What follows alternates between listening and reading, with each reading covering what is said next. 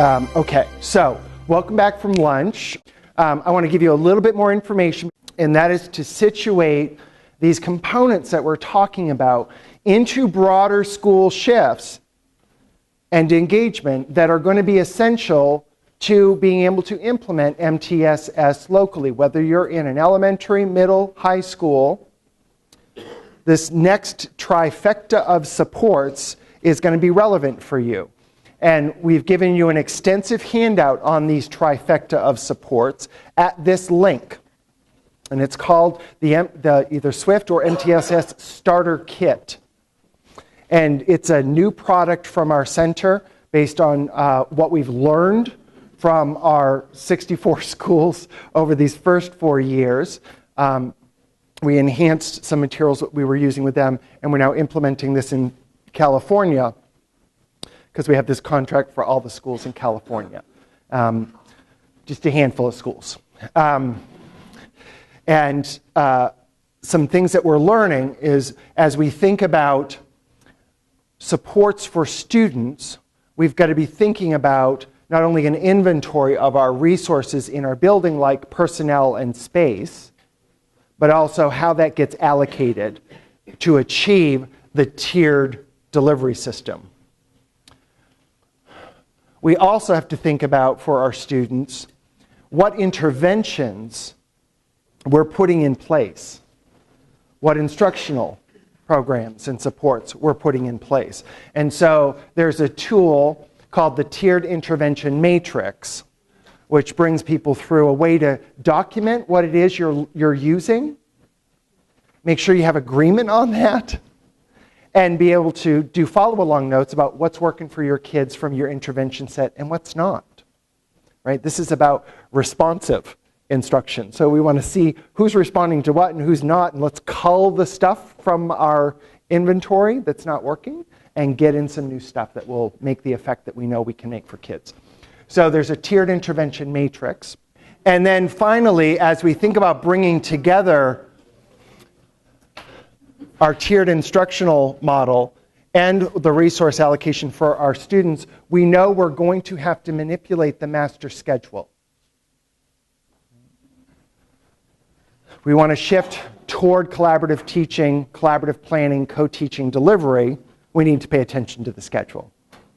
And so there's a bit of information in the starter kit handout that's at that link that walks you through considerations for master scheduling, gives you some sample elementary, secondary models so that you have something to start from as you think about those considerations. So again, reflecting back on your initial data this morning, where many of you were not engaged in school-wide models, these are some of the essential tools, not only getting agreement on the components, but then implementing these tools school-wide so that you have shared understanding of the resources, your intervention approaches, and how that's going to come together in a school-wide schedule. We're going to make a decision about focus of instruction for this afternoon after bingo, but if we choose to go into this instead of differentiated instruction, and I actually would prefer we do the differentiated instruction, but I'm going to poll the group. In the tiered intervention matrix, you want to be thinking about what you have for targeted and intensive interventions that might be identified as special ed interventions as opposed to maybe what could be seen as general ed interventions. I did that activity with one of the first schools I worked with, and everything on their list for interventions were all special ed programs. From beginning to end, it was all special ed all the time. And they had been wondering, why are we not having the effect that we want to have? Well, there were two reasons. One, the only people trained to deliver those were the special educators who were only working with a certain population of the kiddos, so they weren't moving school-wide numbers. And two, some of the design and philosophical stance behind those programs didn't braid with the general ed philosophies about literacy learning, about mathematics development. So if you've got a philosophical disconnect between the two, you're also making your kids do double duty, right? Like, this is how I read with Mrs. Smith, and this is how I read with Mr. Charles, and the twain shall never meet. Well, thanks for giving me that tier 3 support. right? Now I'm having to figure out how to braid these things together versus you all doing that work for me. So you want to think about what are the driving beliefs behind the interventions you're selecting, and how do those line up with your school-wide beliefs for literacy learning. As special educators, speech pathologists, those with psych and counseling backgrounds, you have a voice in that conversation. That should be a school-wide conversation for how do we think about literacy learning? How do we think about social, emotional well-being, behavioral growth, and development within our buildings for our kids?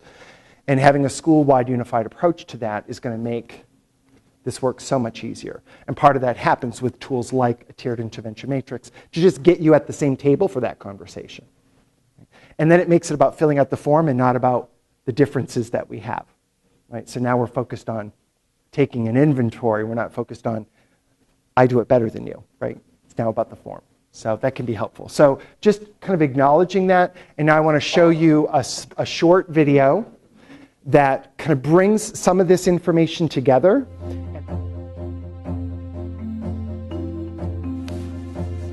Any school can be a S.W.I.F.T school. In a typically organized school, staff arrive and head to individual classrooms and offices, where they will spend most of the rest of the day. The students arrive and take their places in individual classrooms. Some students have an adult assigned to them. Then the bell rings and students move to other rooms for specials, like the library or the gym. But some students who have been labeled as having disabilities miss library or gym because they go to another room for extra work. And when time is up, the bell rings and everyone moves again and again. The clock drives the students from room to room and back. In a S.W.I.F.T school, staff arrive to collaboratively plan and prepare to co-teach. The students arrive and take their places in rooms, but no students have an adult assigned solely to them. All the adults in the building are actively engaging in instruction or direct student support at least part of the day.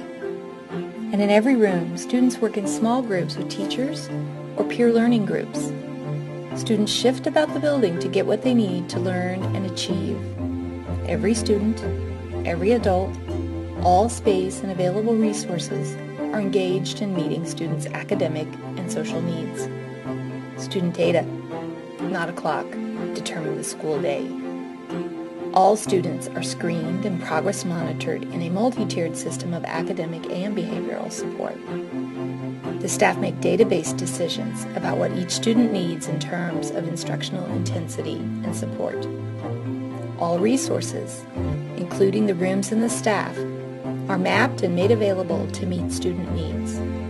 Everything, every place, and everyone is on the table.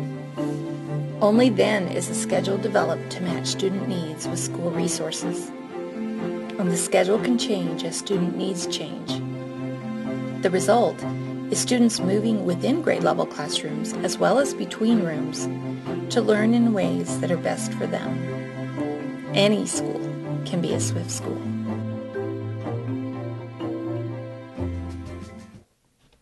It's just a quick visual to help you kind of think about how all that story comes together. And there's a point in the video where it says in a S.W.I.F.T school, and I'm working on them changing that to be in an MTSS school or in a transformed school, because it's not about S.W.I.F.T. It's about how you leverage some of the stuff that we've made and go do your gig with it. That is available for free on our website. I'll do a little website tour before we close today so that you know where you can find resources and use them for your own. It's not about implementing S.W.I.F.T. It's about taking good stuff that your tax dollars have paid for and using them. So that's just a little bit of a synthesis to transition us from components into situating the fact that we're in a whole school conversation if we're going to make this work, and acknowledging that. Now let's play bingo. At your table, you should all now have bingo cards. Yes? And each person at the table should have a bingo card that's a different number than everybody else at your table. So you should see a number at the bottom of your bingo card that is different from everybody else's. You also have, for this activity, M&Ms, should you so choose to use M&Ms as your bingo marker. Everybody's very excited about bingo. So feel free to choose the marker that works for you. If you don't want to use your M&Ms for marking your bingo spots, you have highlighters and pens, and you can just be eating the M&Ms every time you want. That's fine. Self-determine the system that works for you. I'm going to be calling out bingo items. The categories on your bingo cards are color-coded categories that you'll see across the top. Dark blue, orange, green, gray, and purple. So I will call out a category or category of essential components, and then I will call out the descriptor subcomponent from that category. If what I read aloud matches exactly what you have on your card, mark it. If it does not match exactly, if it's more than what's on your card, wait and see, right? Look for the exact match. So if it partially matches, keep waiting for additional information. Some of them purposefully do not completely match, but they do partially match just to mess with you. I want your attention after lunch. And because I want you to really be getting the difference between partial implementation and full implementation. If you get 5 in a row, up and down, left and right, diagonal across your bingo card, yell bingo. Everybody will applaud. So let's just practice that part. Bingo! You've done this before? You've done this before. We will applaud, and then we actually have prizes, because the Indiana IEP Resource Center is that awesome that they have put together bags of prizes up here. So you call out bingo, we'll all applaud, you'll prove that you've got bingo, right? You'll just show, and we expect that there may be upwards of 6 of you that get bingo all at the same time. It's not a competition. All of you have enough bags here. After we have all the bags gone from everybody yelling bingo, then we'll just applaud after the bingos, but no more gifts. I will continue through all of the components, however, so that each of you can complete your school profile. Your bingo card is going to serve as a profile of a school trying to implement MTSS. So the information there, we're going to use in a follow-along activity where you're going to analyze that school's status of implementation of MTSS against the full practice profile, which is also on that web link that you're going to download and look at and compare. And you're going to see what's the level of implementation that we have in our building. And then you're also going to determine what should be the next priority to get in place. Because we know you can't do it all the time. What's most important? We're going to have a conversation about that. Okay. If you understand, give a thumbs up. You are not sure, give you a thumb sideways. Okay? Any thumbs down? Not sure what the heck we're doing here? It's okay. Okay. All right, so we're going to go. Got your bingo cards and your markers ready? I know, it's very exciting, isn't it? Tier 3, clearly defined rules. These are decision rules for entry and exit to the system. Tier 3, clearly defined rules. If that's in your purple column, mark it. Collaborative teams and database decision making. Tier 3, behavior team. Green, Tier 1, differentiation and flexible grouping.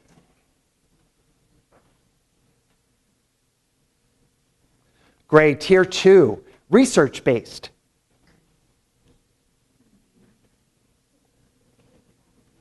Purple, Tier 3, fidelity data tracking system, interventions consistently implemented.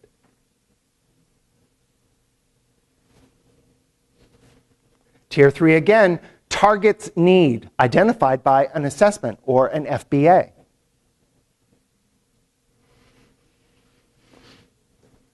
We call these diagnostic assessments, not to label, but to figure out what's preventing the student from performing at the next level up. Diagnostic assessments, tier 3. Ready? Anybody close? Got a couple of close ones. Blue, collaborative teams and database decision-making. School transformation team or school leadership team assesses and adapts practices using outcome and fidelity data.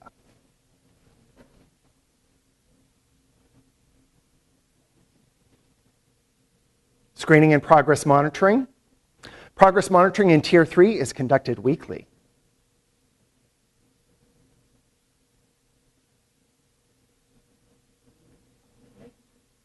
Grade Tier 2 supplements Tier 1 and provided at each grade level.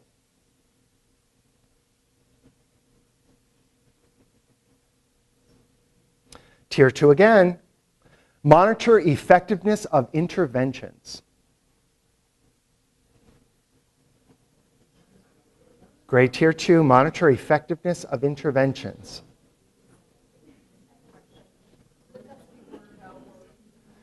Go for the exact match.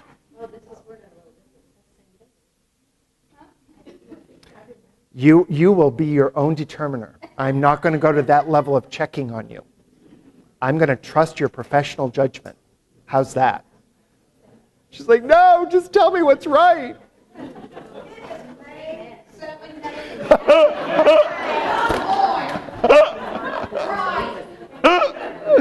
Orange, screening and progress monitoring. Screening is conducted in the first 3 months and 3 times a year. Now, if you were listening to me earlier, you know that what I said earlier conflicts with this statement, because I think this statement is wrong. But that's what's currently in our practice profile, so that's what's there. Anybody close? Purple, Tier 3. Supplements Tier 1 and provided at each grade level.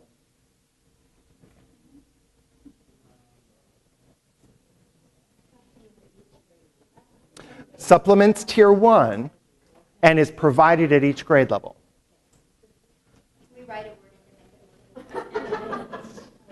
I'm going to trust your professional judgment.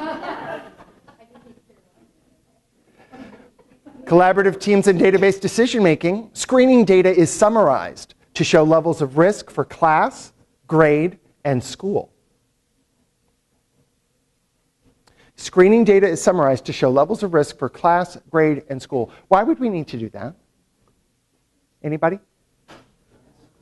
What? Trends, right? We want to look for trends. It might inform something we want to change in our core curricula and instruction. Anything else? It's going to inform universal design, differentiation if we've got big trends. I worked with a school where they discovered like everybody in second grade had big holes in the area of language, and the core curriculum that they had selected leveraged language knowledge as the base of the curriculum. We're like, okay, we got to redesign. We have a grade level issue here. Tier 1, collaborative instruction among peers.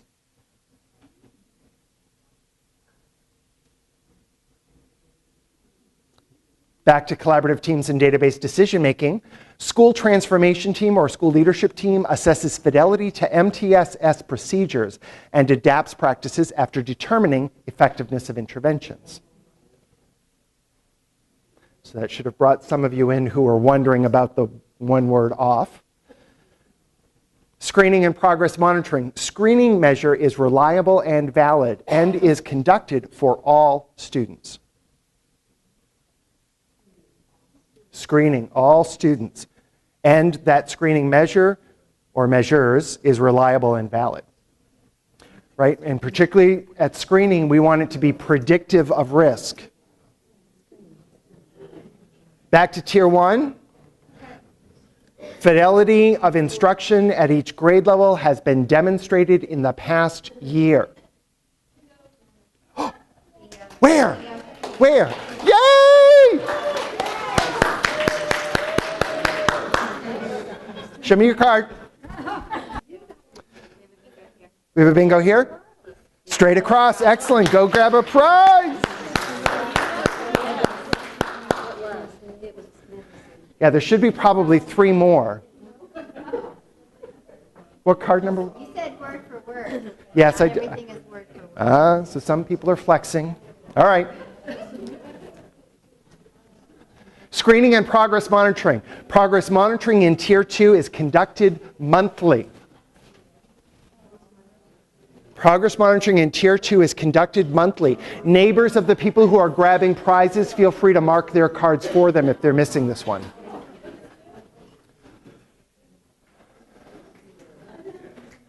Another screening and progress monitoring one. Procedures for integrity or fidelity are appropriate. Students are tested. Scores are accurate. And decision rules are applied consistently.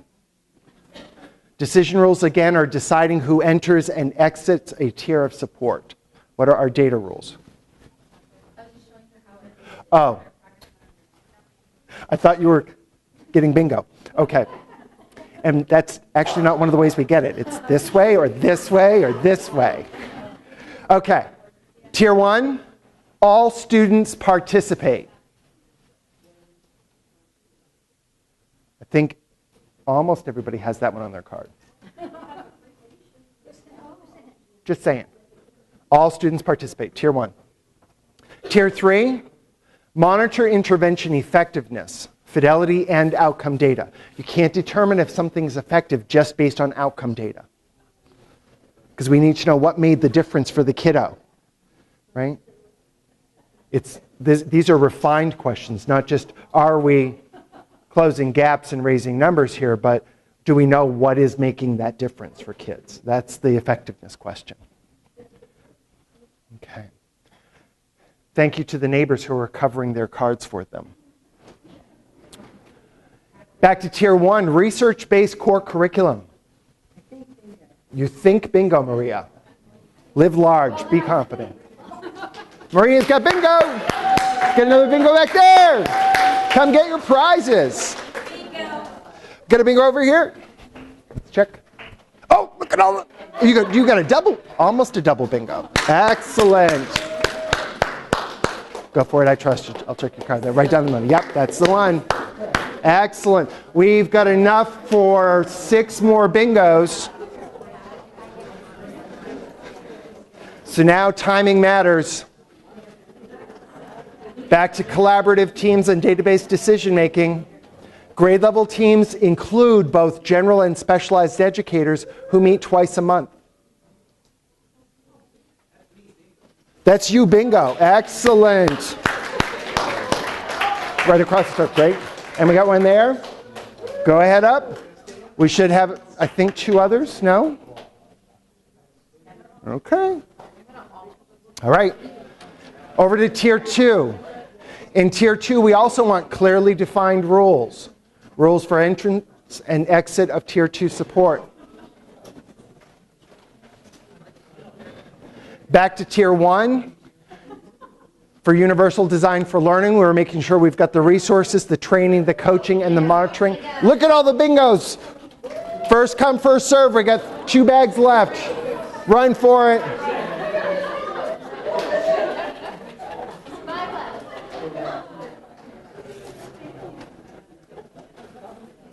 Oh, we had 5 left. Sorry. Okay. So now we got 2 more? We have 1 more. They're all taken. We got a bingo there. Okay. All right. So while they're grabbing their bags, we'll finish the items. You can mark the profile on your card, and then we're going to check it against the actual practice profile. Okay, so Tier 2 should target a particular need.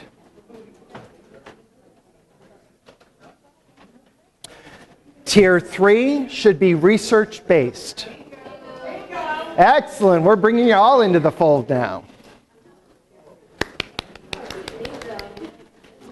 Screening and progress monitoring. Progress monitoring in Tier 1 is conducted 3 times a year.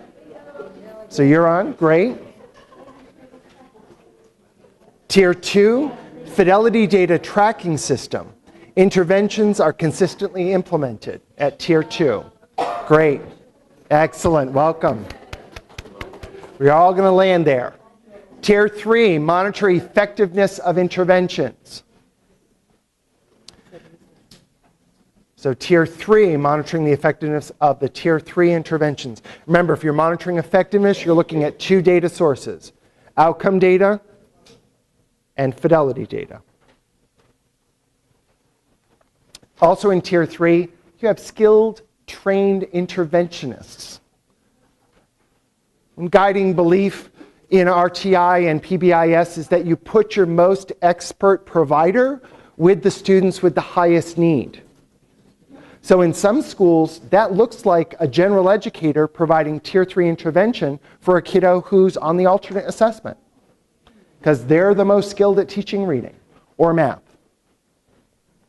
as an example. Which is why we need to do a resource map school-wide to figure out who's got what skill sets so we know where to move people around. One school I worked in, they would have, when they did their school schedule, they set up for most of their general educators to be freed up to do intervention with their most struggling readers. And then they had other service providers come in to do enhancement work with other kids in the class who were on track.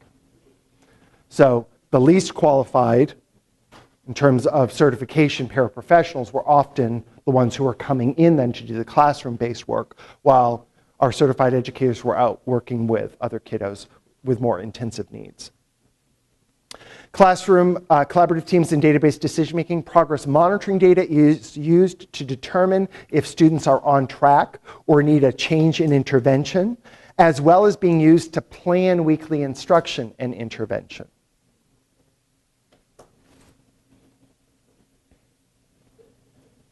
Right, that should be all the items. If you did not get bingo, that's the status of implementation at your school. They're not screaming bingo for much of what they're doing right now. So we're going to have you check it. If you go to this link, there's going to be a file called an MTSS practice profile. It's going to lay out in greater detail the things that I just called out loud.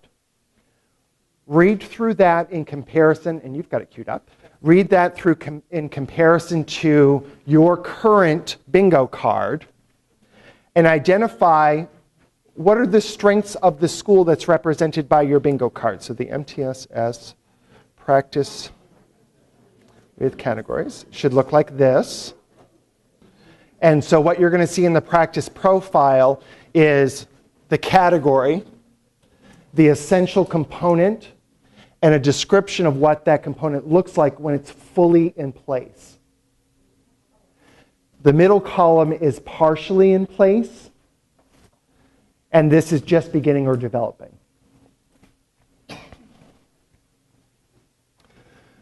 Creating these kinds of practice profiles is an activity through which you can build school agreement or district agreement on what your local MTSS model includes and what you all agree it could look like.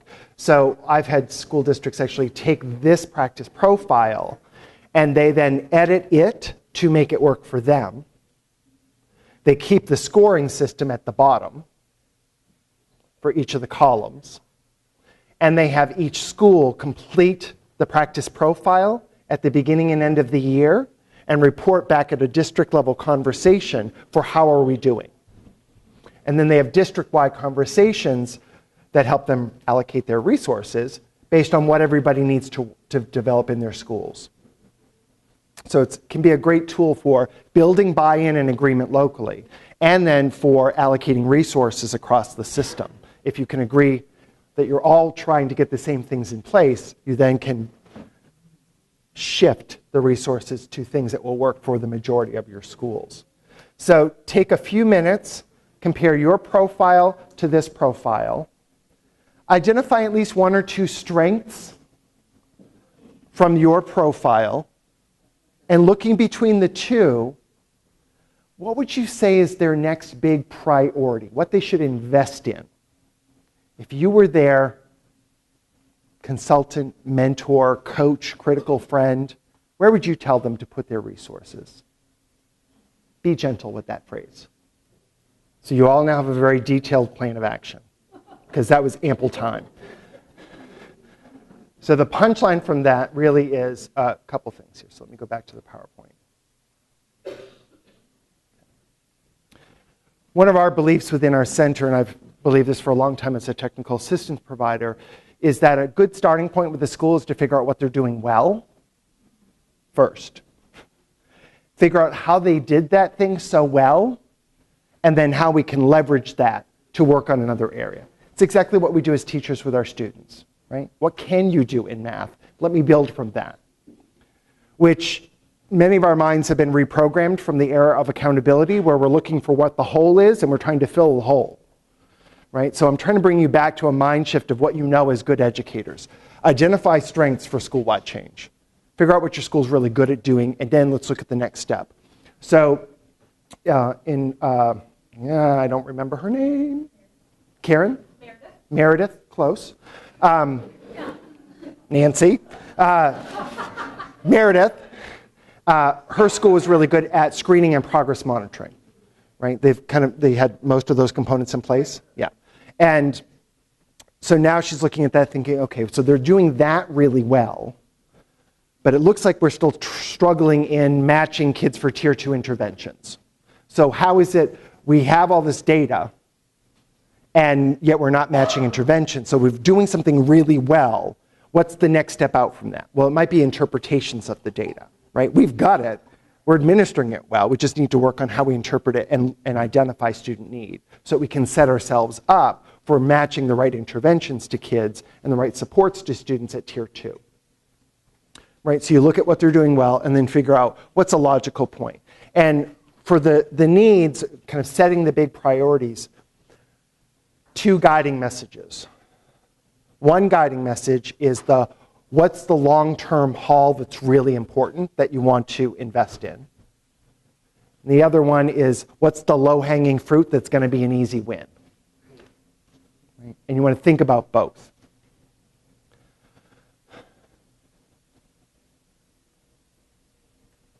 This is a non-scientific, but based on a few decades of doing this work, I would lay out this kind of a hierarchy of decision making.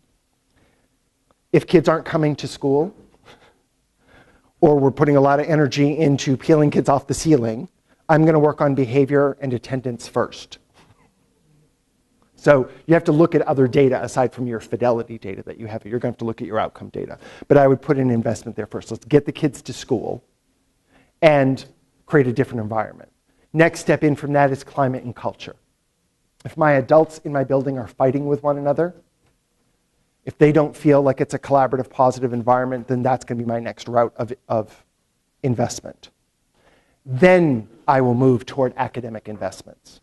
But I'm not going to try to implement a new Tier 1 reading program if my kids aren't coming to school, my teachers are not having success with classroom management, and or my teachers aren't all getting along well, productively within the building. I'm not going to move to try to roll out a new core program, unless I've got a real clear argument for why the academics is actually why kids aren't coming to school and why adults are fighting. But I'm going to leverage that with the measures on the other two. So it's just a general piece of advice for that flow, which probably resonates with you. So your priorities then, what are the big hard ones that are going to take some time, like rolling out a new, who was it that checked in this morning and said our district was rolling out both reading and math this year? It was you all, right? Yeah. Holy cow, right? That's huge. Like, don't put anything else on the map, right? Your strategy was perfect. You're like, we're going to step back and not expect that we're going to get them to think about executive functioning right now in class. Like, their attention, they're maxed out, right, in rolling out the new core curricula. So our advice is typically 2 big priorities is enough. And those are huge priorities. And that's why I say priorities versus like the low-hanging fruit stuff. Because little action steps, like we need a family member on our school leadership team, that's not a big long-term, like call a bunch of parents that you know, right? That's low-hanging fruit. But priorities are the big ticket items. Like if your tier 1 in behavior and academics is showing, the data showing you that that's really what's weak, I'm not going to invest in tier 2 and tier 3 this year as the big priority. I'm going to invest in tier 1. And then I'm going to work up from there. Now, depending on what data you have, it might make sense to have 2 priorities, one that's tier 1 reading and one that's tier 3 reading. And we're going to work from both ends in. But I find that a lot of schools that don't have a solid tier 1 really don't know what their tier 2 and tier 3 supports should look like. They've got kids getting tier 2 and tier 3 supports who are actually just getting repeated tier 1 updates. Right? So what they think they're doing over there, they're actually learning something we're going to have to unlearn in 2 years once they get a solid core implemented. Right? Because those kids aren't going to be getting that support anymore. Think about long-term resource allocation. Does it make sense? Okay. So practice profile can be leveraged to develop shared understanding and school-wide commitment or district-wide commitment. Build from strengths. Leverage strengths for your next big priorities, which are either the long-haul items or the low-hanging fruit. A little mix of both.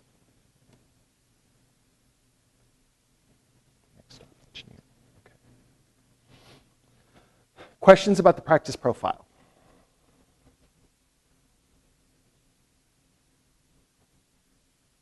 Okay. A note on the practice profile. We're about to roll out a new one.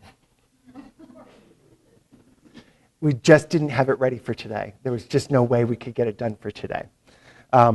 Because anything we release as a center has to go through a pretty elaborate approval process. Keep eyes on our website and look for a new sample MTSS practice profile, which should be rolling out before the June workshops that we're doing here in Indiana. We hope to roll out the new one here in Indiana first. And it's going to have some slightly different information on it that's going to be more integrated than some of these components present as. Some of these components still have separate behavior and reading teams, for example, and we're shifting that. How many of you are familiar with data and outcomes from implementing RTI and PBIS? You're familiar with the impact on student achievement? I just don't want to assume this. So if you're familiar with that, raise your hand. Less than a third of you. Okay, I'm just going to take 5 minutes to just show you a couple of charts because I want you to get what we think the relationship is and what about 10 years of research suggests the.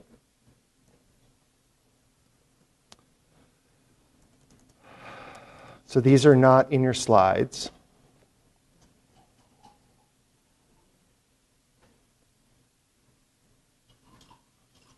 But there is going to be a handout on our website that will show you this.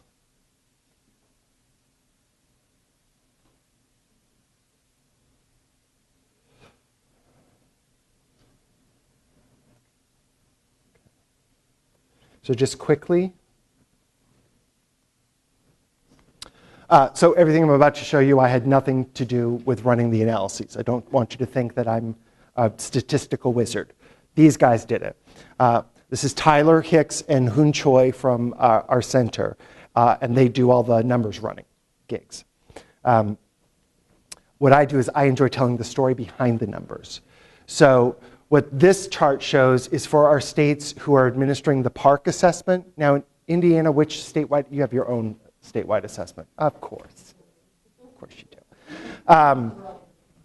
In our states that are administering PARCC who are implementing S.W.I.F.T, we develop a number score, a mean score from the percent of items they have in place, like using that MTSS practice profile and figuring out what percentage of items you have in place, and looking at any relationship between the percent in place and what you're getting for scores in English language arts and math on the state accountability assessment.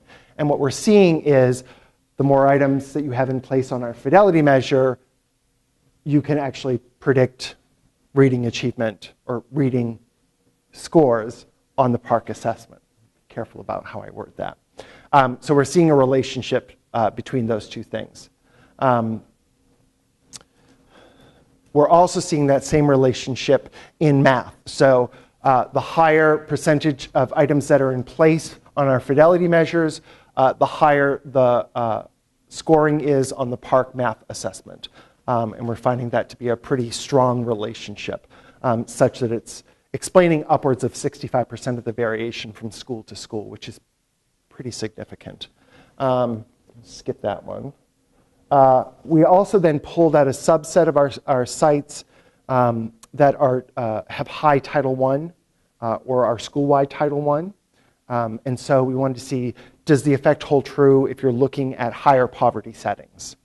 And so this is actually data from our SBAC states, the Smarter Balanced Assessment Consortium, looking again at percent of items in place in academic MTSS. So we're trying to kind of slice the data in a variety of ways just to see what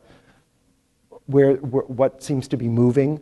And what we're seeing is a pretty strong relationship here between percent of items in place on the academic MTSS, academic sections of MTSS, and the scores for English language for Title I schools. And the same thing, there seems to be a significant and strong relationship in math as well for Title I. So if we pull out that particular population, we're still, if you implement this practice profile, you should be able to predict higher reading and math achievement, is what this data suggests. Now, these are descriptive, and these are based on one implementation effort. We're happy with the numbers because they're consistent with about a decade's worth of research in this area. Right? We didn't invent something new here. We're just putting it together in what we think is a more doable fashion for schools, and still getting the same kinds of outcomes. We're also seeing shifts in in-school suspensions, so higher levels of implementation status, greater decreases in in-school suspensions, and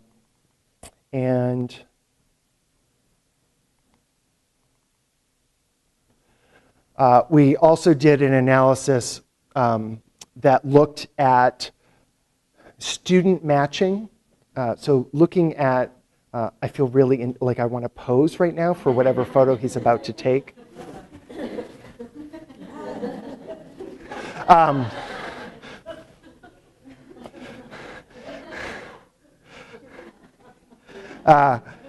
So this scatter plot shows a series of schools all in one state.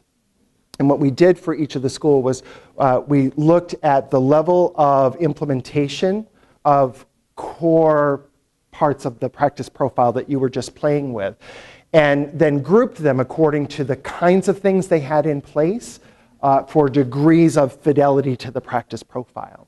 So the blue group is the we don't have really anything in place group.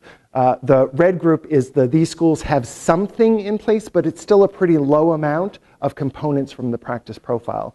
And then the green group here, we would say that they had moderate fidelity for the number of items that they had in place.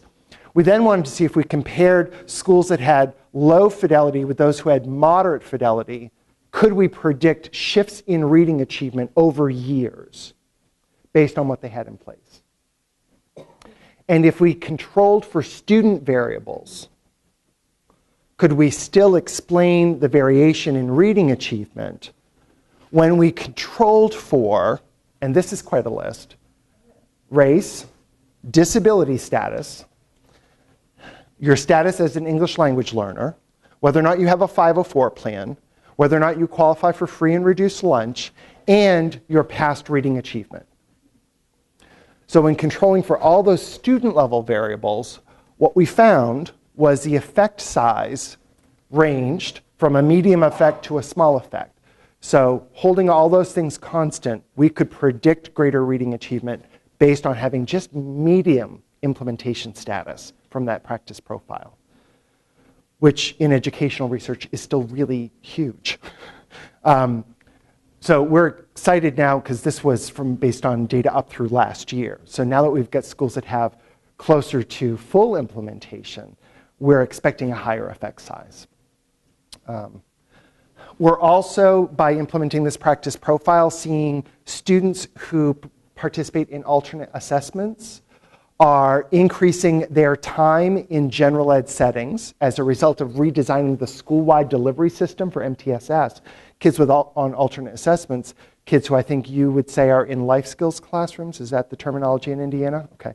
We're finding that they're able to engage in and participate in more classroom-based instruction. So we're seeing a decrease in the amount of time that those kids are spending in separate settings and an increase of the percentage of kids on alternate assessment who are spending 80% or more of their day in a general ed setting. And in fact, according to teacher reports, we've more than doubled the percentage of students who are actively participating in Tier 1 reading and math across our 64 schools.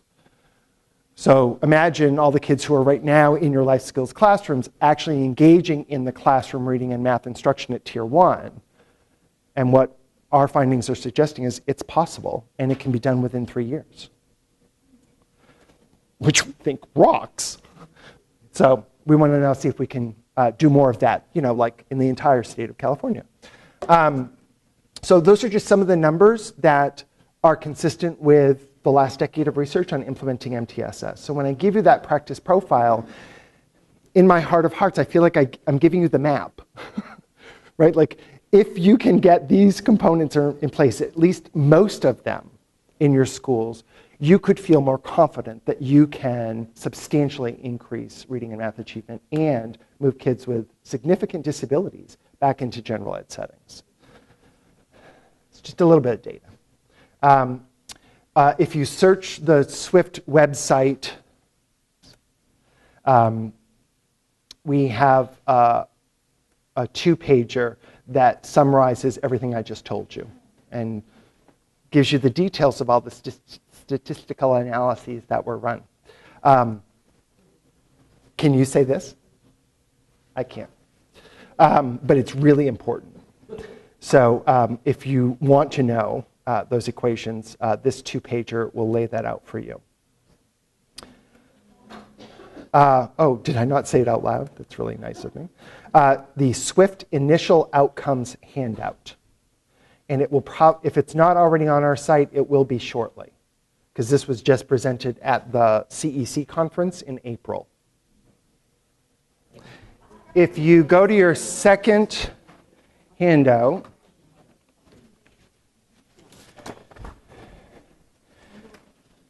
that says MTSS Tier 1 with SDI and DI.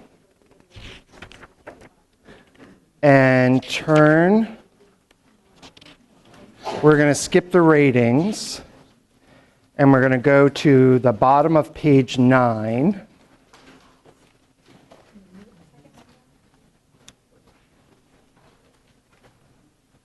Bottom of page 9 on the second PowerPoint. And you're going to see this slide at the bottom of page 9. Okay. And I'm just going to set it up with a short video. And then we're going to talk about differentiation and specially designed instruction. She's going to ask you in this video, she's going to lay out in this video, thinking about students who oftentimes get left out of core instruction for one reason or another. Whom, when core instruction is delivered, they're missed somehow. And she does it through bowling. Hi, my name is Shelley Moore, and I'm a third-year PhD student at the University of British Columbia in Vancouver. As Canadians, we have a reputation for finding and embracing the strength in our diversity. This value, however, hasn't been reflected in our classrooms, which still segregate students by ability, especially students with developmental disabilities. There's a gap in our understanding about what we know inclusive education to be, philosophically, versus what we understand and the importance of understanding inclusion in our practice. This is the question I'm trying to answer in my research, is how can we find the value in the day-to-day practice in our classrooms in terms of inclusive education? So how am I going to explain this to you? Now I can sit here and try and describe this, or we can have a little bit more fun. Why don't we go bowling? So let's talk about bowling. You have 10 pins, you have 2 balls, and you have a lane. The goal is to knock down as many pins as you can. But if you don't get them all, it's okay because you have another chance. But when I bowl and roll the ball down the middle and I don't knock them all down, what often ends up happening to me is that there's 2 pins left standing on either end and they stare at you. It's the 7-10 split and it's the hardest shot in bowling. How is bowling like teaching? The ball was the lesson, the pins are the kids. We aim for the middle, we do the best we can.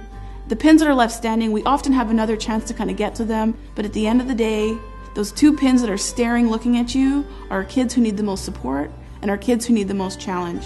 So we end up choosing one, and the other one is left standing. I just took all the fun out of bowling. Now, I don't know how many times you've watched professional bowling, but I spent an afternoon watching professional bowling, and let me tell you, there was not one bowler who rolled that ball down the middle of the lane. They throw the ball down the lane at a curve. And I was actually really curious about this, so I called up a professional bowler. He was so excited. I don't think he gets a lot of calls about education. He said the reason why the ball has to enter at a curve is because you will knock down more pins and create a bigger domino effect if you enter at that angle. But in order to do that, you have to change your aim. In order to knock down the most pins with one shot, he aims for the pins that are the hardest to hit. Now let's just let this sink in for a second. We are taught to teach the head pins.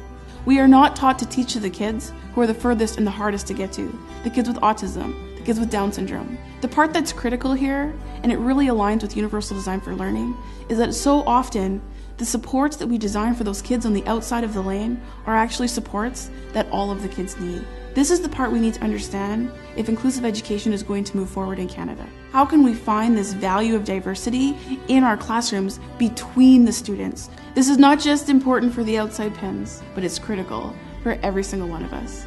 And just think, all we need to do is change our aim. Look how bowling changed education. So as we start this next segment, I want you to be thinking of the kids in your lives who represent your 7-10 split. Think of the kiddos and the supports that are helpful to them to participate in that Tier 1 universal system of classroom instruction. And we're going to walk, oh so gently, from that image of the 7-10 split to a conversation about differentiated instruction and specially designed instruction. Too often still here in the United States, we think about them as 2 different things. How many of you were in my session at the Focus on Inclusion conference for this conversation? Okay, so you know what's about to come. So sit back and relax. Actually, there's a couple of twists, so please pay attention. Part of what we're finding works at the classroom level is actually influenced at the school-wide level if we're going to hit the 7-10 split. And in part, it's application of UDL, which I also think about as differentiated instruction. And one question I will always ask when I'm starting to work with a school or a district is, do you have an agreed upon framework for how you think about differentiation? Is it UDL? Is it some other framework that you use? And how do you align that with specially designed instruction? The answers can tell me about a starting point for a system. If they're saying we don't have a school-wide adopted framework, which most of you said you don't for differentiation back on the pre-survey, and if they see a disconnect between specially designed instruction, what special educators might be doing, and differentiated instruction, what they might be seeing their general educators as doing, then that speaks to the readiness. So that's the starting point as I've heard it through some of your pre-survey and some of the initial conversations. So for this section, we're going to take a look at differentiation and SDI. We're going to then briefly apply a differentiation framework, generate some supports, and then sort those on a 2-point continuum. We're not going to do number 3. And that is okay. So I want to start with what we think SDI, specially designed instruction, and differentiation are. And my colleague Dawn Miller and I put this together, and I'm leaning heavily on her work in this area. So I just want to give credit that Dawn was a big driver in this section of work. she pulled down the description of SDI from the legal terms. And here's what we've got. Specially designed instruction, and you can read along at your tables, not chorally, but specially designed instruction means adapting as appropriate to the needs of an eligible child under this part, the content, methodology, or delivery of instruction. That's our opening definition for SDI. 1, to address the unique needs of the child that result from the child's disability, and 2, to ensure access of the child to the general curriculum. Right? That's part of the point of SDI, not to replace the general curriculum, but to ensure access to that general curriculum so that child can meet the educational standards within the jurisdiction of the public agency that apply to all children. Differentiation definitions, and we've pulled down a standard acceptable definition of differentiation, overlap quite dramatically. Differentiated instruction is the way in which a teacher anticipates and responds to a variety of student needs in the classroom. To meet student needs, teachers differentiate by modifying the content, what is being taught, the process, how we're teaching, and the product, how students are demonstrating their learning. Immediately, some things fly in our face here that are common across both. Content, methodology, and delivery, content, process, and product. We can see a pretty quick alignment there. Tailoring to the unique needs of students, also common in both definitions. The different standout on SDI is to ensure access to general curriculum, in part because it's assumed for what we're doing under differentiation. Now, there may be times when SDI may seem different than differentiation. Right? So we can think about specially designed interventions that may address, for example, particular content or readiness skills or foundational skills that are not currently part of or they're seen as something that was covered in prior years. So we might be leveraging Tier 3 interventions, as an example, to beef up foundational skills for certain learners in our schools. Take a moment based on those two definitions. You have a Venn diagram, and just put into your own words what's common and unique around SDI and DI. And you can pick which should be on which side of your Venn diagram. What's common? What's unique for SDI and DI from your perspective? And I'll flip back to the definitions so that you have them. So in your words, what's common and unique? Just take a couple of minutes to do that individually. So this is intended as a conversation starter for you in another setting. I encourage you to take this as part of your homework with your partners, hopefully, right? To have conversations about where do we see these as alike or different from our perspectives? And then be thinking back in our schools, how are people thinking about these as alike or different? And how is that opening or closing opportunities for collaboration within your system? So oftentimes I see people not collaborating based on some myth or assumption, right? The myth or assumption that what you're doing over there is so very different than what I'm doing over here. And if we can articulate a common framework, we can open up that expertise to be shared across our school buildings. So with a deeper dive into differentiation, as was stated, we're starting with the unique needs of individual kiddos in mind. We've got that 7-10 split in mind from the get-go. We're understanding that the context or the phase of learning is also going to be informing how we're thinking about unique needs. Context and histories that individuals bring to the learning endeavor are going to inform how we're differentiating. Not just how you're performing right now in front of me, but all that I know about you. Process of differentiation and SDI requires planning. So manage your expectations. If you don't have common planning time right now, that's going to decrease your ability to implement a common model. So your first thing to implement would get common planning time, and then you can move into actual shared delivery of this kind of a framework. And I'm amazed at what educators can figure out on their own once they decide something's important to them. Worked with a school who was trying to change the educational program of this 4th grade student with autism. He was mostly nonverbal. He had some limited speech. He was perceived at functioning at a 2-year-old level. And we talked about what were the specially designed instructional things that were happening for Jack when he was outside of the classroom, and how were those like or not like what was going on in the classroom. And this was a starting conversation in terms of what's the design over here, what's the design over here, and is there already overlap that's natural, that what's happening outside the class could happen as a part of differentiation in the class.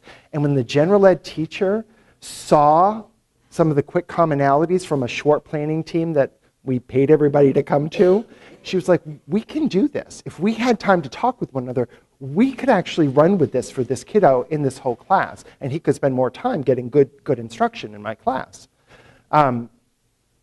Once she decided it was important to her, suddenly everybody else was like, I will figure out a planning time if you really want to do this.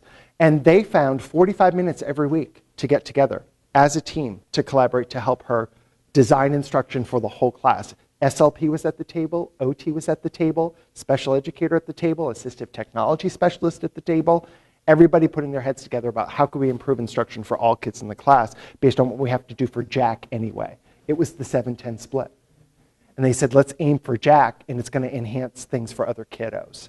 But it meant they had to find the planning time, which once they decided it was a priority, they just found it. They thought of it as an ongoing job-embedded professional learning for themselves. And we acknowledge that this is going to require some on-the-spot adjustments as well.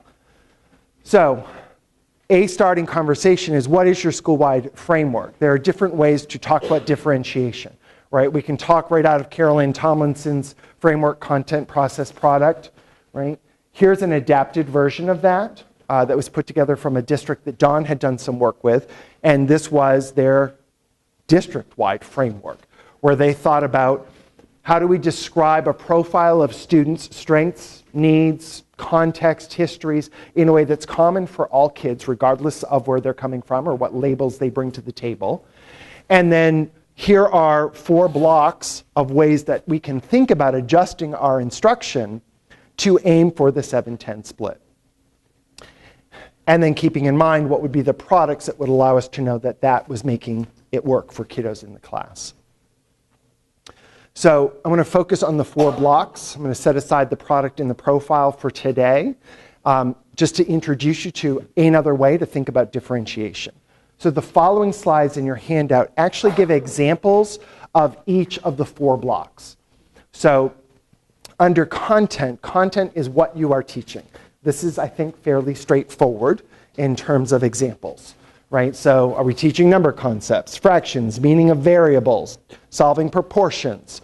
The what of the teaching is the instructional content. We may be differentiating that, right? Based on readiness, based on data from our screening that we've done, based on historical measures from a given kiddo or from a class. We may be moving the content. The example I gave earlier, where I was working with a 2nd grade team who discovered our 2nd grade setup and the curriculum we're using leverages a strength in language comprehension, background knowledge, text structures, weighed heavily in this core curriculum. And our data on the students grade-wide was showing that is not a strength of this population. We've got to change the content if we're going to make this work. Instructional delivery is the how you're teaching or reinforcing skills. It's what the teacher's doing in the instructional delivery. So I can think about scaffolding, pacing, the feedback and monitoring that I'm setting folks up for, the way I structure cooperative groups, right? My flexible grouping. That's something I'm doing as the teacher when I'm setting up those groups. Am I using an inquiry approach? Am I doing certain pre-teaching activities? Am I using a reciprocal teaching format? That's something that I'm doing as a teacher that I'm setting that up to happen. The instructional activity is what the kiddos are doing. Okay? So you all were playing bingo. Right? I was giving you a framework for thinking about MTSS. You were playing bingo.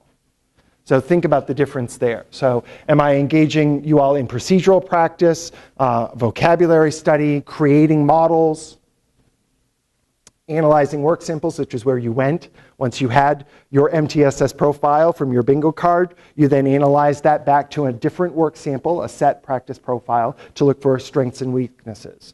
That was what you were doing, the instructional activity. The instructional materials, how we're aiding or reinforcing skills. I think that one's pretty straightforward. I'm not going to unpack that a lot here. So let's start. And I want you to, we're going to do text talk instead. I just like the text talk video better. The other one's fine. There's some good stuff in there. But so for this next video that I'm going to show you, I want you to pretend that you've got one of your 7-10 split kiddos in your head, right? You're watching a student with an IEP as if they were in the video that you're watching. And you're going to pretend that you're going to be talking with that teacher after class, after this lesson, about possible ways to engage this student more so in this lesson. At the end of it, and actually you can do this during the video, I'm going to have you start generating possible supports for the kiddo that's in your head. So you may be imagining a kiddo who's got certain social emotional stuff going on, certain behavioral stuff going on. You may be thinking about a kiddo who's struggling with grade level text as far as silent reading comprehension. Whatever the profile is that's in your head, that's fine. Just start brainstorming different supports. No matter how extravagant they might be, don't think about resource allocation. Pretend you all got all the money and all the things you need for this activity. They don't have to be doable, they just have to be ideas. So as you're watching the video and you have a kiddo in your head, just start writing down one possible support per sticky.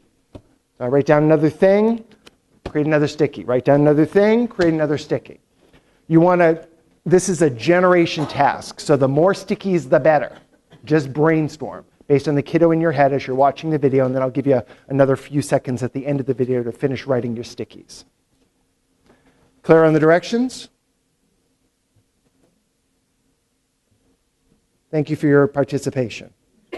For the third of you who just gave me the thumbs up. Excellent. We're in the final stretch. Hang in there, folks. Okay. So, context to set this up. How many of you watch videos on the teaching channel? I'm going to show you something new. The teaching channel rocks. The instructional purpose for text talk, this activity, is to allow students application of their comprehension skills and their comprehension strategies. Their strategies they're using to understand the text. It structures up a discussion opportunity for them to talk about what they've been reading. So as you're watching this, and you've got your 7-10 split kiddo in your head, be thinking about what supports would help my kiddo during text talk. So after we do the small group brainstorm, I ask them to come prepared for text talk time. And text talk time is a discussion structure that I created in order to give the kids an opportunity to talk about a text that we had been reading during the week. It's an opportunity for them to call the shots and to discuss what they were thinking when they read the text. And it's also an opportunity for me to ask questions that challenge them and that I'll later expect them to respond to in writing. Before we get started, I want to go over the expectations like we do every single time. One person speaks at a time. And lately, remember, we've been kind of talking about how sometimes we get excited and we all start joining in and blurting out, and that's okay every once in a while. That happens in normal conversation. But we just remember that if I call for the zero noise signal, that we're all going to come back as a group and hear one person. Listen carefully.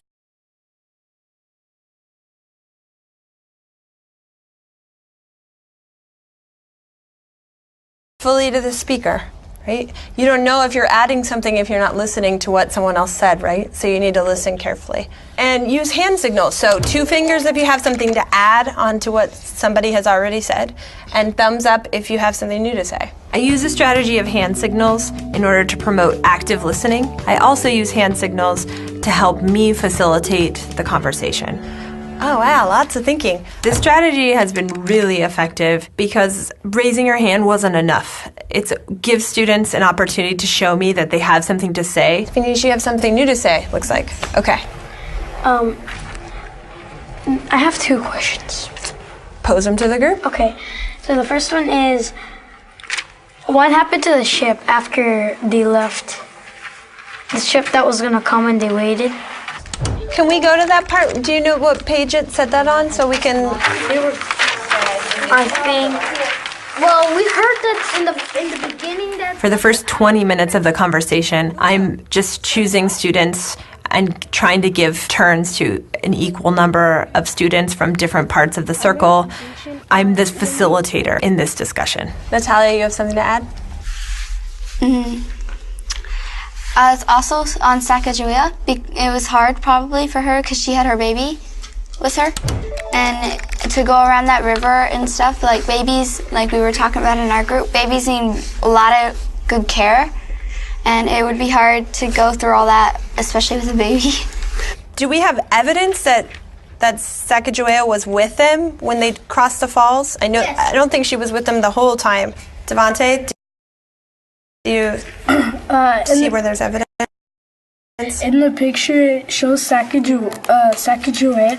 She's pointing at the falls, and Lewis and Clark and a slave. They're like Sacagawea is like pointing that they might die in the falls, so they probably have to go around it. And since I know that this is a narrative nonfiction, and we've been learning about how in nonfiction the pictures and the captions, that gives us lots of information, we could probably be pretty sure that Sacagawea was with them and that this picture is placed here to give us that information. Next, I give them questions that I expect them to write about once we're done with text talk time. Let me pose these questions to you so we can get a little bit of talking about this before I send you out to write. I'm going to take us back to viewpoint. It's not why the author wrote, but how the author feels about something. How does the author feel about Lewis and Clark? So will you take a minute and turn and talk to the person sitting next to you about what you're thinking about this question? What do you think how do you think the author feels about Lewis and Clark? After I pose a question to the group, I give the students an opportunity to turn and talk as a way to give them a few minutes to talk and think about possible answers before they feel like they need to share that with the whole group. Who thinks they found some evidence to back up what they think about how the author feels about Lewis and Clark? Let's go to Alyssa. It says on page 644, from St. Louis, Lewis and Clark traveled to Washington, D.C., and almost every town they passed through, they brought bands to welcome them as heroes, which meant that, like, whenever they came in, everyone's, like, cheering and, like, congratulate them. And so, like, the author, like, put that in to make everyone feel that they're heroes. Yeah. Okay. So you would say that the author feels like Lewis and Clark were heroes? The next question was, what is the author's viewpoint about exploring? And I provided them with the sentence frame to start their answer. The author thinks exploring is... If you were going to fill in this sentence, how would you fill it in? The author thinks exploring is... I think it's exciting because you could find out new stuff about different things you never knew about. Okay. Like here on 644, I noticed connecting with what you were saying, that it's exciting because you found things I'd never found before. Like on page 644, it says, the expedition returned with numerous samples of plant and animal life that had never been seen by American scientists. Especially in those times, it's North America wasn't North America yet. It was called the New World. Yeah, so it was pretty interesting to them because they found new plants, new animals, new stuff they could use. And on 641, I noticed that he said, I found a descriptor word, they emerged from the Rocky Mountains into the lovely valley of Clearwater River. If an author's using an opinion word like lovely, that's sort of showing how they feel about something. So I'm thinking that it's time to change gears. We need to get up and go back to our desks and start getting our minds ready for writing. In today's discussion, I posed the question about how the author feels about exploring, how the author feels about Lewis and Clark, with the expectation that the students were going to pull evidence from the text to support those statements. That's challenging work, and I knew that it would be pretty challenging for the students to work on individually in writing, so doing all that difficult thinking together in a group while they had support and they could hear other ideas is helpful for them, and I think it makes it easier for them to write about it individually later. The standards I addressed in this text talk time were speaking and listening standard on engaging in a collaborative discussion and being prepared for a discussion. They had to come prepared. But also the reading standard of quoting accurately from a text to support your thinking. That should give you enough data to work with. Finish your stickies. I'll give you just like 30 seconds here to finish writing out some stickies. And what your task is going to be as you finish writing your stickies is to place them along a continuum at your tables. I want you to look at your stickies and be thinking, how much am I changing the activity, the instructional delivery, or the content here? So in terms of content, delivery, activity, materials, does this represent a pretty big change? Or is this kind of just, this is just a minor shift that we're talking about? So I want you on one side of your tables to create a continuum with your neighbor's stickies. From most changed to least changed at your tables. And if you're just a group of 2 and you want more folks, I encourage you to table hop. Right? Because having lots of data for this one is much more fun. So create space at the side of your table, invite your neighbors over, and create a continuum of most change to least change. I'll circulate to answer questions. Excellent. Welcome back, everybody. Your continuums are close enough. We've got 90% of the room there, so I'm going to go. It's okay if you don't have a perfect continuum. It's all right. Bring it back home with you. Take your stickies with you.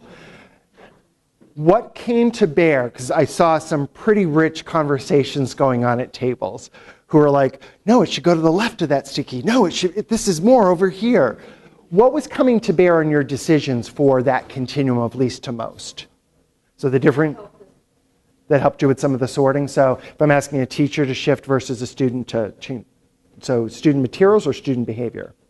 Great, so you'd be thinking about materials and activities versus delivery and content.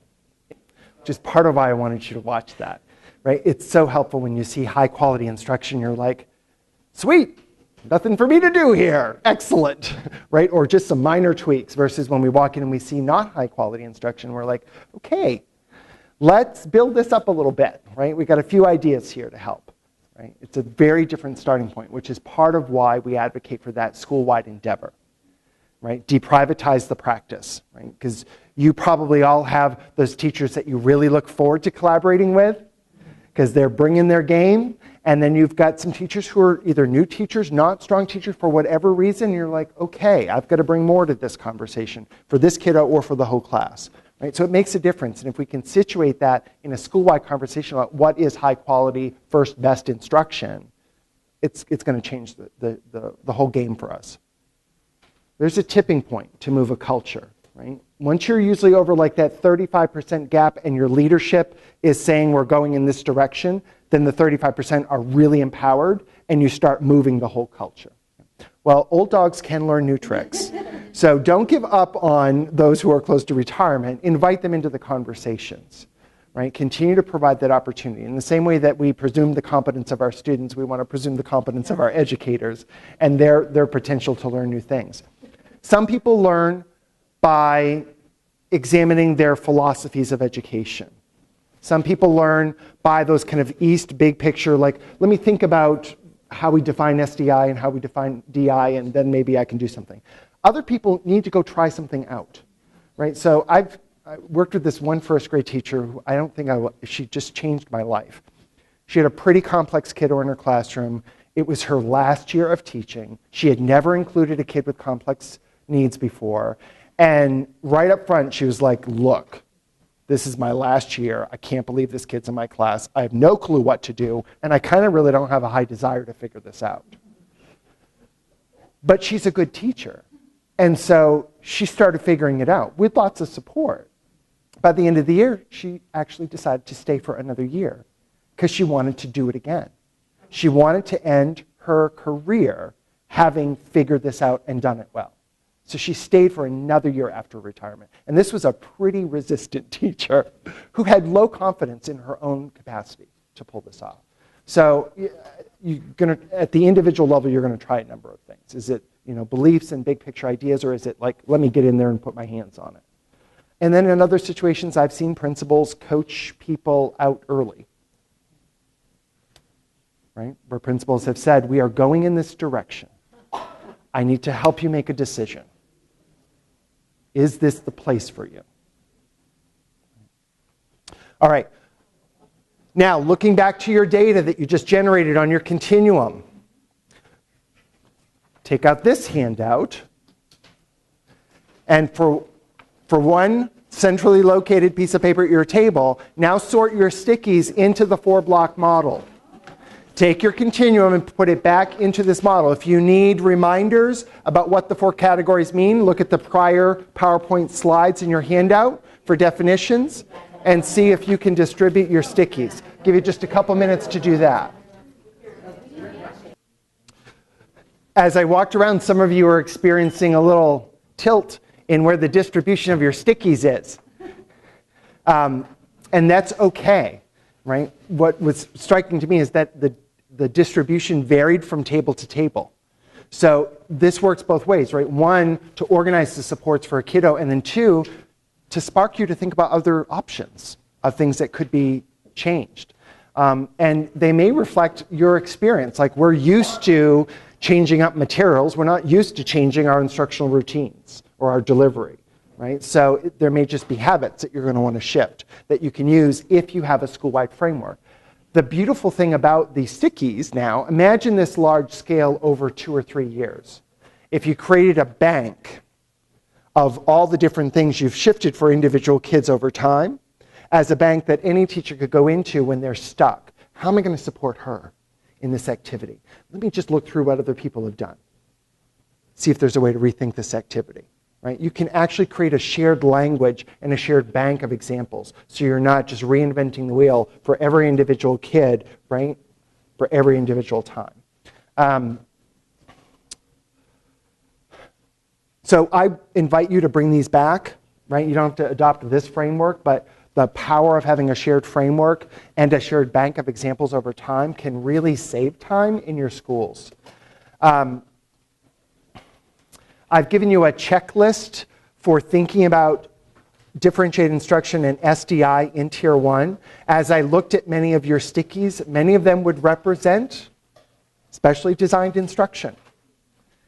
And they can be delivered in Tier 1 if we have a shared framework.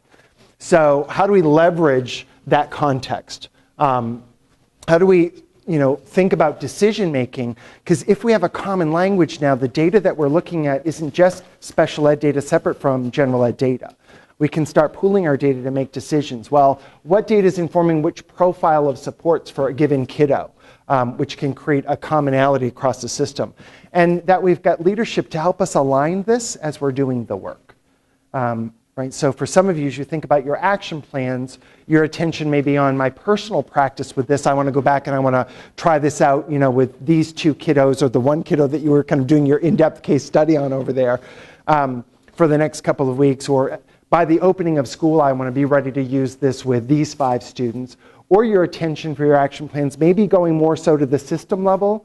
Like, I want to figure out who I have to enroll on my school or district leadership team to actually have a school or district-wide conversation about choosing an agreed-upon framework for differentiation and SDI.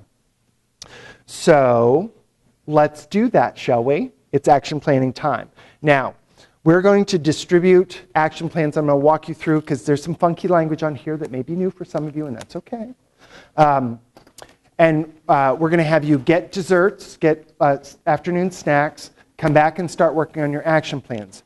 Your action plans allow you to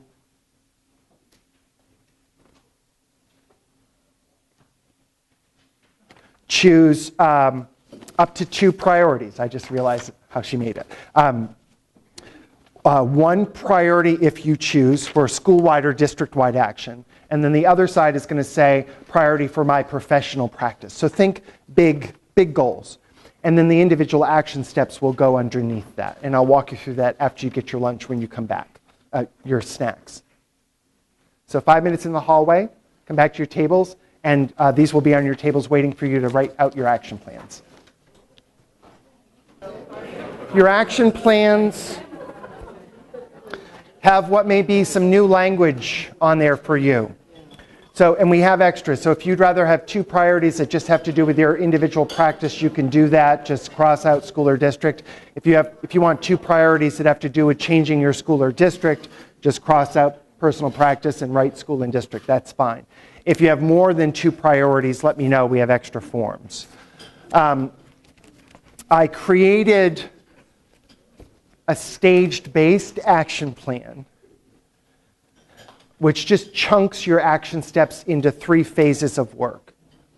If your action steps have to do with trying to figure out exactly what you're going to commit to, or have to do with building agreement or buy-in for something, we call that exploration work. So you're exploring your options, you're building agreement to a particular practice, you're trying to formalize agreement or get a commitment, school-wide vote to do this differentiated model.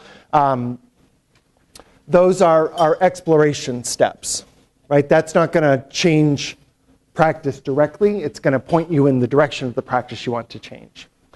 Installation is, we have all agreed we have a very specific practice that we're going to implement. So now I've got to prepare my building for that practice. So that means I've got to describe what will this practice look like in my building. So if we were to use this 4-block framework, what would that look like?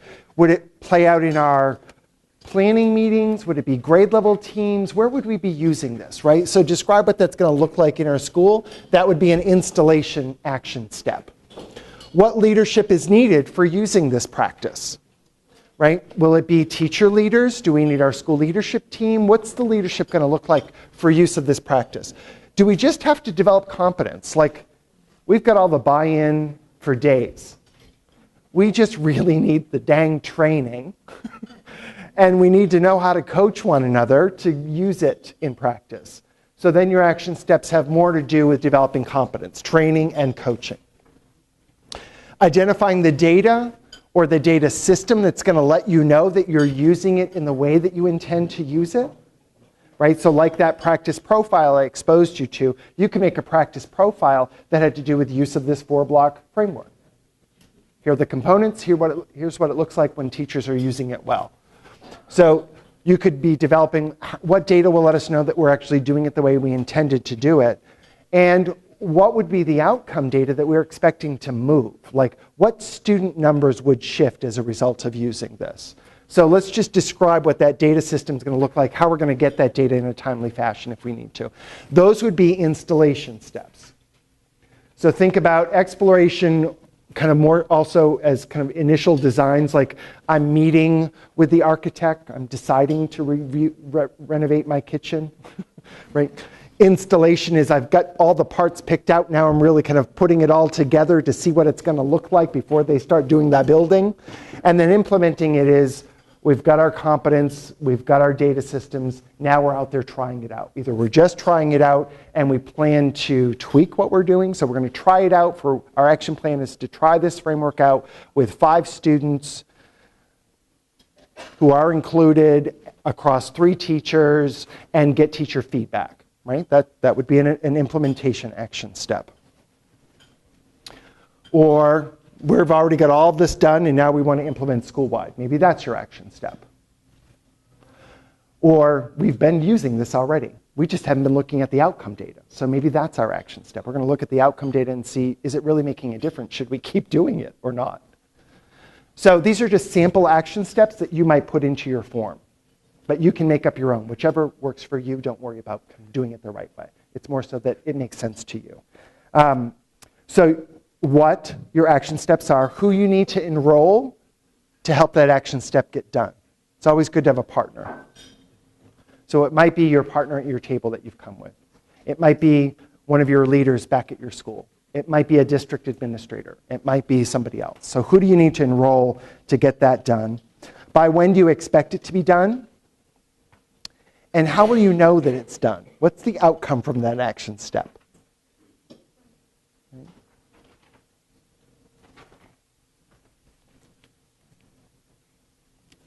Right amongst yourselves. Once you have them completed, you're going to leave them with us at the back table. Is that where we're having them drop them? Great. At the back table with the, no?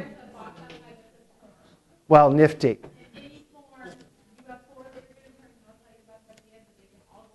They're all going to go in that box. Great. So you're going to leave your action plan here. Staff are going to photocopy it and send it back to you. So you will get it back. They're going to scan it, and then they're going to send it back to you. Feel free to continue to write on your action plans. I just want to follow through on a promise I made earlier about behavior screeners and resources. Whoever asked, who asked that? You asked that. She's like, sure. I don't know if any of you have been out to our SWIFT Schools website, but in 4 years, we've put an amazing number of resources out there that I want to make sure that you know about because they're all free and you should have access to them if they're helpful to you. School-wide Integrated Framework for Transformation.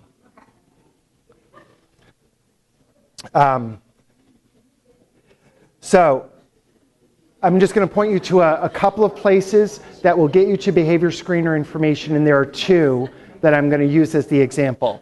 So under SWIFT Guide, the first clickable there, when you click that, it brings you to a section of our website that is organized by kind of categories of work. And under the MTSS category of work, there's a link for inclusive behavior instruction. So given what you're asking for has to do with behavior, we'll click that one first. And then we'll scroll down. And there's a short video. Here's what it looks like. Here's a discussion guide if you want to talk about it. Here's some steps to get you started. And then under resources, I read down and I see under publications, examples of behavior screeners. So I'm going to click on that, read the description of it, and if it sounds like what I want, then I'm going to go ahead and click that link and get the downloadable information on examples of behavior screeners. So that's one way that you can get to information is by clicking on SWIFT Guide, following the categories, and then looking through. There we go. I wanted to walk you back through it. Click on a category, scroll down to resources, and start looking to see if there are things that will help me with what my question is. I believe there's also a tool on selecting behavior screeners. And so I might look at that and say, okay, well, I've looked at the list of screeners that are out there. How do I make a selection between all of these? And so this is a very high quality PDF file that should help you raise some good questions about behavior screeners. And I will be bringing a little bit of feedback to our staff on that one. Whoops. The other place to start on the SWIFT website for resources is what's called the SWIFT shelf. So if I click on SWIFT shelf, it brings me to this section, and we think of the shelf as publications and web resources, video resources. So Dan Habib, some of you know who Dan Habib is. He made Including Samuel, Who Cares About Kelsey? He's made a series of videos, and he's also made a bunch of videos for SWIFT based on work at our schools. So all of those are downloadable. They're like 20 and 30-minute videos that you can download and view and use however you want. And there are discussion guides to go with videos on inclusive instruction, inclusive communities. So take a look at those. But if you go under webinars on the SWIFT shelf, There's a bunch of content-specific short webinars that we've hosted over the course of time that have all been archived and are available for free. And wouldn't you know, as I look down this list, there are 2 webinars with Kathleen Lane, who is the guru of behavioral screening in the United States. And part 1 covers the importance of systematic screening, and part 2 looks at using the data to support student success. So you click on that link, and it just loads the archived webinar. And you can also download the transcript from each webinar, so you can kind of read through and say, okay, this is really where I need to start watching. The first 20 minutes, I know, right? So you can scroll ahead to whatever section works for you. So it's all free. Free online training, free guides. So I'm just going to say thank you.